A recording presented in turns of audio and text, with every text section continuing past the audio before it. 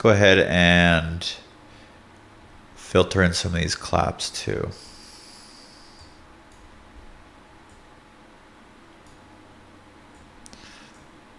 And then let's automate the on-off switch so it doesn't go on until right here. And then turn it back off right there.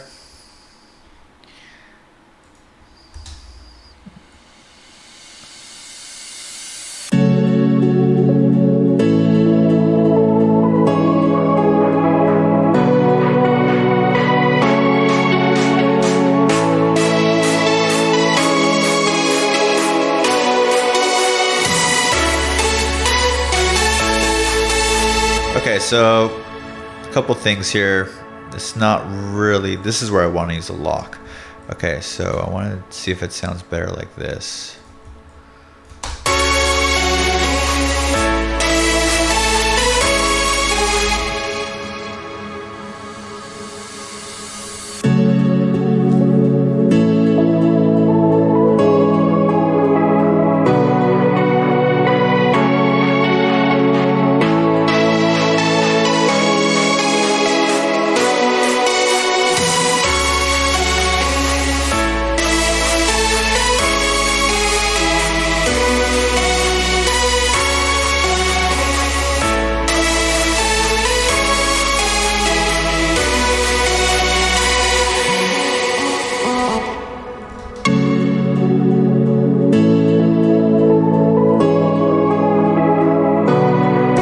We're gonna have to listen from the beginning to see if it matches up with this.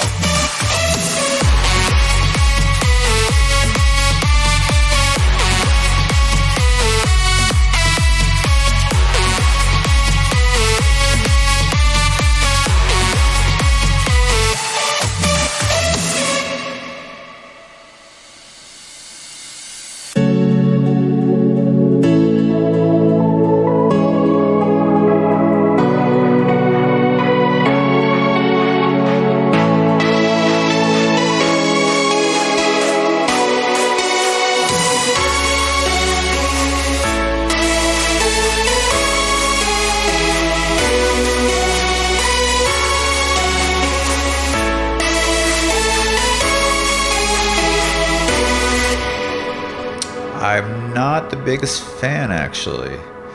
I kind of want to stick with this.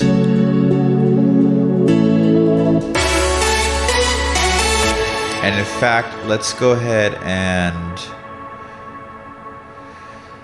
just duplicate it and then just use that section by itself.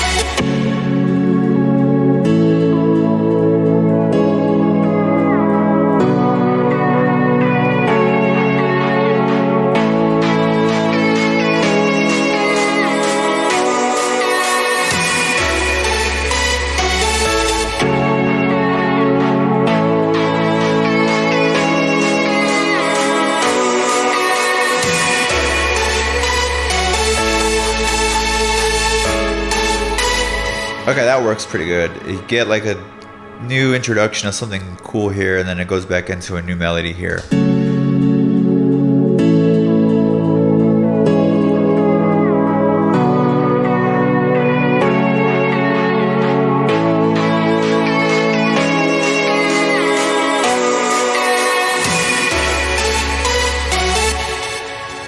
That works pretty good. Okay.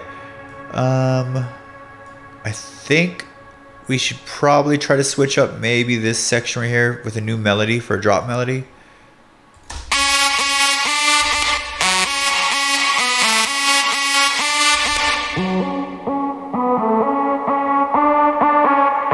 And then what's actually pretty fun to do is keep the original melody building up, like the audience or the listener is going to think it's just going to build up and drop again to the same thing.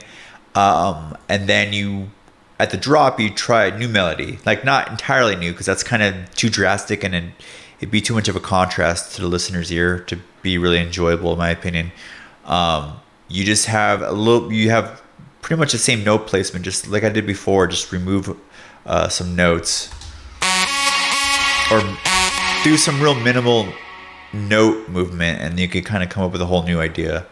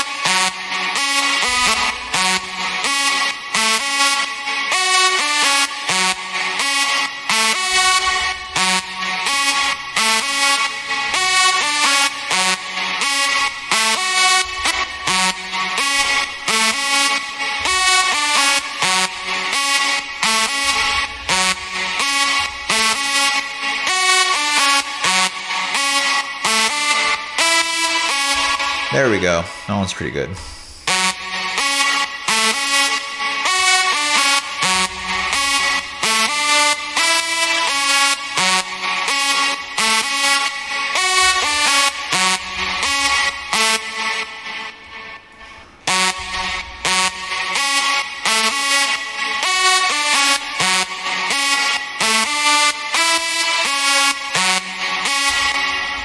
Okay, let's see how that works.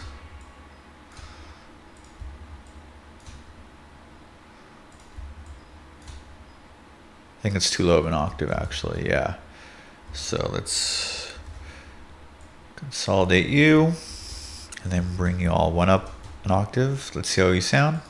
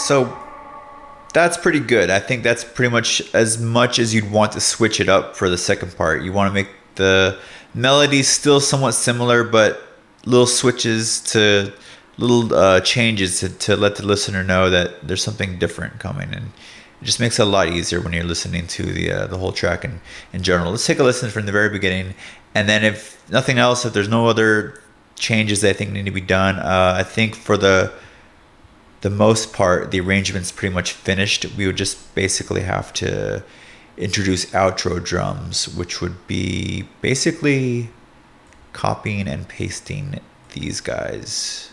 So first you kind of do the opposite. You know how like we had the full low end drums come in right here? Well, instead you're gonna bring these in first.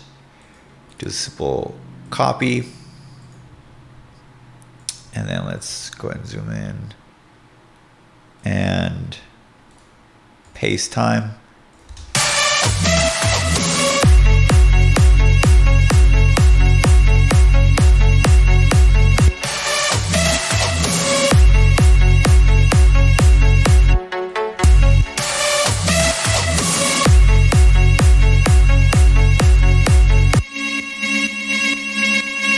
Oh, I'm not sure where that one's coming from.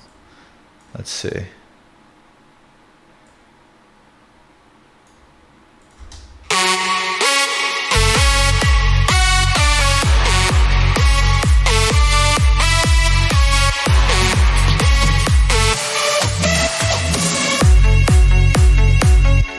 Let's see, it might be because of...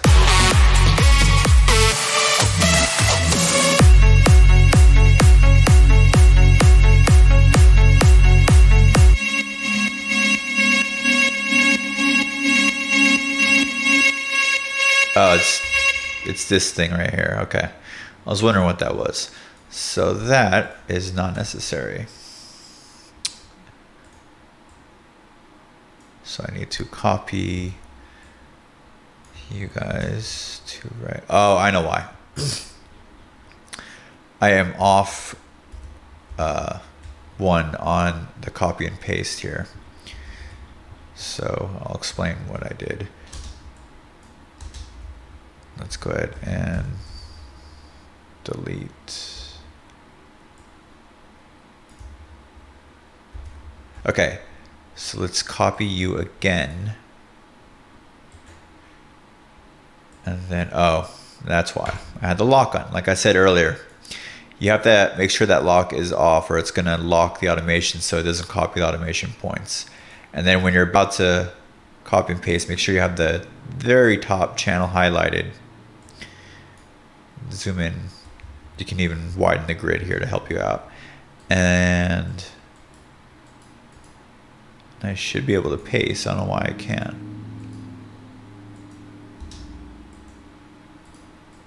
Let's try it again. Okay, so we want to copy these guys right here. Copy. And then I want to paste it right here. There we go.